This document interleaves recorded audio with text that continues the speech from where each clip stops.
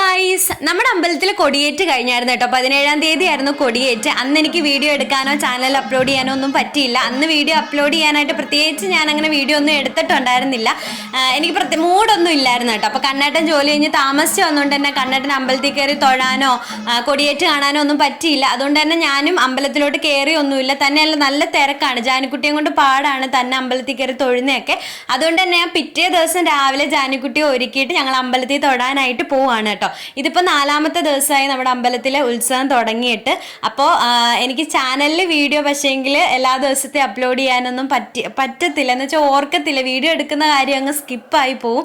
അങ്ങനെ അമ്പലത്തിൽ വന്ന് തൊഴുത് കുറേ നേരം ഞങ്ങൾ അവിടെ ഇരുന്ന് കേട്ടോ. ജാനിക്കുട്ടി അവിടെ നടക്കുകയും സംശയങ്ങൾ ചോദിക്കുകയും എടുക്കുകയൊക്കെ ചെയ്യുമായിരുന്നു.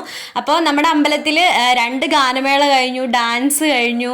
അപ്പോൾ ഗാനമേളയ്ക്കൊക്കെ ഭയങ്കരമായിട്ട് ഞങ്ങൾ എൻജോയ് ചെയ്യും. ഡാൻസ് കളി ഇതൊക്കെ ആയിരുന്നു. പക്ഷേങ്കിൽ എന്തോ പറയുന്ന വീഡിയോ എനിക്ക് എടുത്തിടാനായിട്ട് പറ്റിയില്ല ചാനലിൽ. അപ്പോൾ ഒരു അപ്പൂപ്പനും അമ്മൂമ്മ ഉണ്ടായിരുന്നു കേട്ടോ തൊഴുതിറങ്ങിയ സമയത്ത്. അപ്പോൾ അവരോട് കുറേ നേരമൊക്കെ കാര്യം പറഞ്ഞിരുന്ന്.